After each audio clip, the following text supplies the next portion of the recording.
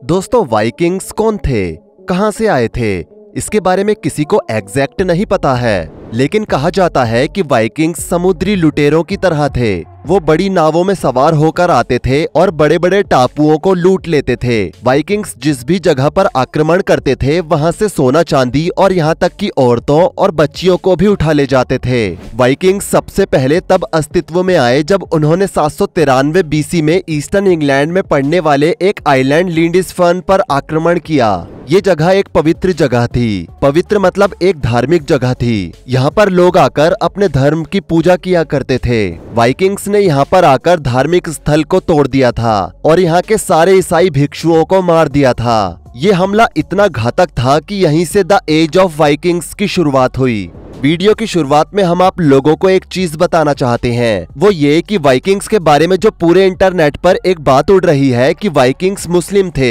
या फिर किसी एक पर्टिकुलर धर्म के थे, तो ऐसा नहीं है। वाइकिंग्स कहे जाने वाले लोगों में सब अलग अलग जगह से आने वाले योद्धा थे। वाइकिंग्स के धर्म के बारे में किसी को भी ठीक से पता नहीं है और वाइकिंग्स कभी भी धर्म देखकर हमला नहीं करते थे। उन्हें सिर्फ अपनी जीत और अपनी जरूरत से मतलब होता था। वाइकिंग्स के बारे में सीधे शब्दों में बात करें तो वाइकिंग्स स्कैंडिनेविया से आए थे और आज की कंट्री के हिसाब से बात करें तो वाइकिंग्स लोग स्वीडन, डेनमार्क और नॉर्वे से आए थे। स्कैंडिनेविया से जो कोई भी लोग निकले जिनके आगे पीछे कोई नहीं था, जिनका परिवार भी नहीं था, उन्होंने इन सारे कामों को शुरुआत में अंजाम दिया और सही मायनों में इन्हीं को वाइकिंग्स भी कहा गया। स्कैंडिनेविया में रहने वाले सभी लोग वाइकिंग्स नहीं थे। तो दोस्तों, ये है रियल थ्योरी जिससे वाइकिंग्स की उत्पत्ति हुई। अब हम बात करते हैं कि आखिर वाइकिंग्स ने आगे क्या किया। दोस्तों, ईस्टर्न इंग्लैंड पर 793 बीसी में लिंडिसफर्न आइलैंड पर हमला करने के बाद वाइकिंग्स को बहुत सारा सामान मिला। खाने से लेकर खर्च करने तक सब कुछ मिला। ये वाइकिंग्स की पहली रेड थी, या कह सकते हैं कि ये वाइकिंग्स का पहला हमला था। ठीक एक साल बाद 794 बीसी में वाइकिंग्स ने दोबारा स्कॉटलैंड के एक धार्मिक स्थल पर हमला किया और फिर उसके बाद साल 795 ईसा पूर्व में आयरलैंड के एक धार्मिक स्थल पर हमला किया। वाइकिंग्स बार बार धार्मिक स्थलों पर हमला इसलिए करते थे क्योंकि उस समय केवल धार्मिक स्थल ऐसे होते थे जहाँ पर हर चीज मिल जाती थी। इंसान का अपने भगवान पर बहुत भरोसा था, इसलिए अधिकतर लोग धार्मिक जगहों पर जैसे कि मंदिरों और चर्चों में अपने कीमती सामान को रखते थे और वाइकिंग्स को पता था कि यही धार्मिक स्थल ऐसी जगह है जहां पर सब कुछ एक साथ मिल सकता है। वाइकिंग्स ने पिछले कुछ सालों में इतनी लूटपाट कर ली थी कि अब उनका मनोबल बढ़ चुका था और कोई दूसरी शक्ति उनके सामने टिक नहीं पा रही थी। इसलिए लूटपाट के साथ ही वाइकिंग्स ने जमीनों पर कब्जा करना शुरू कर दिया। यहाँ पर वो अपनी बस्तियां बसाने लगे और अपने साम्राज्य का विस्तार करने लगे। वाइकिंग्स अधिकतर कोस्टल एरिया पर हमला करते थे क्योंकि कोस्टल एरिया से लूटपाट करके भागना आसान होता है। वाइकिंग्स के लगातार हो रहे हमलों से यूरोपियंस अब डरने लगे थे। वाइकिंग्स नाम का डर सबके मन में बैठ चुका था और वाइकिंग्स लगातार जमीनों पर कब्जा करते हुए आगे बढ़ रहे थे। 840 एडी आते आते वाइकिंग्स को हर कोई जानने लगा था। वाइकिंग्स की इस मारकाट के चर्चे फ्रैंकिश एम्पायर तक पहुंचे। आपको बता दें कि उस समय के फ्रैंकिश एम्पायर में आज के फ्रांस और जर्मनी आते हैं। उस समय इस एम्पायर के किंग लुईस द पियूस थे। लियूस द पियूस की मौत के बाद उनके दो बेटे चार्ल्स द बोल्ड और लुईस द जर्मन के बीच सिंहासन को लेकर जंग छिड़ गई। उसी समय गद्दी को पाने के लिए किंग के बेटे लुईस द जर्मन ने वाइकिंग्स से हाथ मिला लिया और वाइकिंग्स को कुछ दौलत और जमीन का लालच देकर उनसे अपने भाई को मरवा दिया।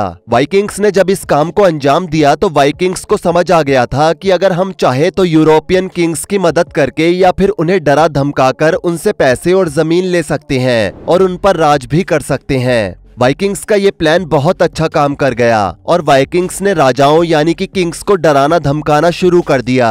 कुछ राजा तो डर की वजह से पैसे दे देते थे, लेकिन जो पैसे नहीं देते थे वाइकिंग्स उन राजाओं पर आक्रमण करके उनसे उनका राज छीन लेते थे और उनके राज्यों की लड़कियों को भी अपने पास रख लेते थे। धीरे धीरे करके वाइकिंग्स ने अपनी सेना तैयार कर ली थी। अब बड़े बड़े राजा भी वाइकिंग्स के सामने झुकने लगे थे। वाइकिंग्स जैसा बोलते थे राजा बिल्कुल वैसा ही करते थे। 9वीं शताब्दी के मध्य तक वाइकिंग्स ने Scotland, Ireland, great Britain, Italy और स्पेन पर आक्रमण करके उन्हें अपने कब्जे में ले लिया था। इसके बाद वाइकिंग्स की नजर टर्की पर थी। कुछ ही दिनों में वाइकिंग्स ने टर्की पर भी हमला करके उसे अपने कब्जे में ले लिया।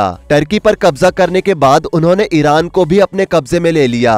अब वो समय आ चुका था जब हर कोई वाइकिंग्स को नई उभरती हुई ताकत के रूप में देखने लगा था।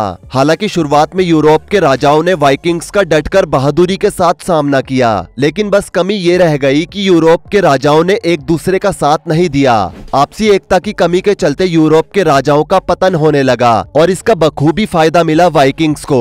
अब हाल ये हो गया था कि यूरोप का कोई भी राजा वाइकिंग्स से पंगा नहीं लेना चाहता था, लेकिन वाइकिंग्स ने अब लूटमार ज्यादा कर दी थी। वाइकिंग्स जिस भी घर को लूटते थे वहाँ के आदमियों को मार देते थे और वहाँ की औरतों और लड़कियों को उठाकर अपने साथ ले जाते थे और उनके साथ भी गलत काम करते थे। ये सारी हरकतें इतनी बढ़ गई थी कि यूरोप के छोटे बड़े सभी राजाओं ने मिलकर बात की और वाइकिंग्स के साथ एक मीटिंग रखी, जिसमें राजाओं ने कहा कि अब वाइकिंग्स लूटमार नहीं करेंगे, बदले में वाइकिंग्स को जो चाहिए वो हम देंगे। वाइकिंग्स ने समझौते पर सर हिलाया और बदले में उत्तरी फ्रांस में जमीन लेने की बात कही। राजाओं ने समझौते को हरी झंडी दिखा दी। वाइकिंग्स को उत्तरी फ्रांस का जो हिस्सा दिया गया था उस हिस्से को नया नाम दिया गया और वो नाम था लैंड ऑफ द नॉर्थमैन। दोस्तों, ये वही जगह है जहां पर सेकेंड वर्ल्ड वॉर के ऑपरेशन ओवरलॉर्ड को अंजाम दिया गया। खैर, हम अपने टॉपिक पर वापस आते हैं। दोस्तों, वाइकिंग्स योद्धा तो थे, लेकिन साथ ही साथ वाइकिंग्स व्यापारी भी थे। वो कॉन्स्टेंटिनोपल यानी कि आज के इस्तांबुल तक व्यापार करते थे,